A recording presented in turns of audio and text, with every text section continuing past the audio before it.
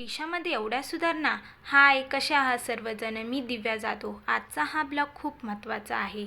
बघा, मी निघाले होते कमला नेहरू हॉस्पिटलला आणि त्रिशामध्ये खूप सुधारणा झालेल्या आहेत. तर हा ब्लॉग शूट करण्याचा हेतू हाच आहे की या ब्लॉगमध्ये मी तुम्हाला सर्व गोष्टी सांगणार आहे. हे आहे आपल्या पुण्यामधील कमला नेहरू हॉस्पिटल. इथे आज खूपच गर्दी होती.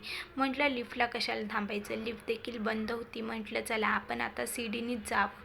मग काय, त्रिशा आणि मी, एकतर आम्ही दोघीच गेलो होतो आज हॉस्पिटलला. आणि जिथे त्रिशाची थेरपी होती तिथे देखील काम चाललं होतं. सगळी तोडफोड वगैरे केली होती. मग मी गेले थेरपीसाठी थेरपीच्या मॅडमकडे. आणि मग काय, त्रिशाची थेरपी चालू होती. त्रिशा सुरुवातीला भरपूर दिवस झाले होते त्रिशाची हॉस्पिटलमध्ये जाऊन थेरपी झाली नव्हती. मग तिथल्या मॅडमनी त्रिशाची थेरपी करायला चालू केली. त्यामध्ये त्रिशा खूप इरिटेट होत होती. तिला खूप राग देखील येत होता. पण काय करणार, शेवटी ते लहान आहे म्हटल्यावर तेवढं तर तिला सहन करावं लागेल. आणि ती ज्या त्रासामध्ये आहे त्या त्रासातून तिला बाहेर येण्यासाठी हे सर्व करावंच लागणार.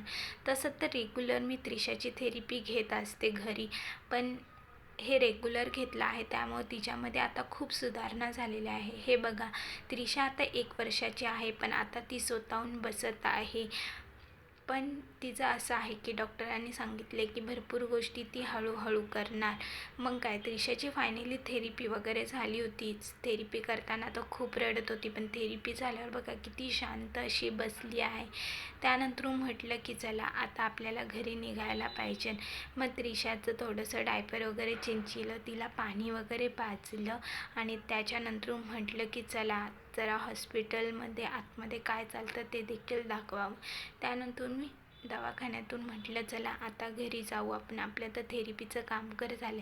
फायनली मी आले होते खाली आणि त्याच्यानंतर आता मला जायचं होतं रिक्षा स्टँडला, कारण का आमच्या इथे जाण्यासाठी रेग्युलर बस नाही आहे. मग मी चालत चालत निघाले होते घरी जाण्यासाठी.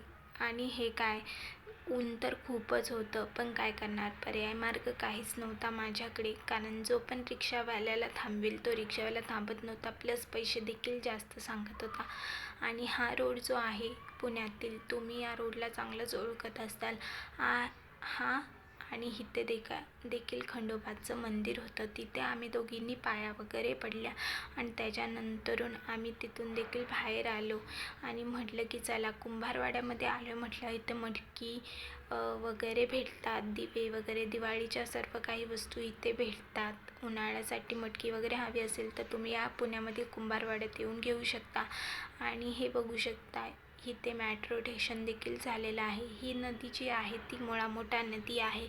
तर मग मी आणि त्रिशा आम्ही दोघे देखील ब्लॉग शूट करत म्हटलं की चला आता आपल्याला घरी जायचं तर थोडासा ब्लॉग देखील शूट झाला पाहिजे.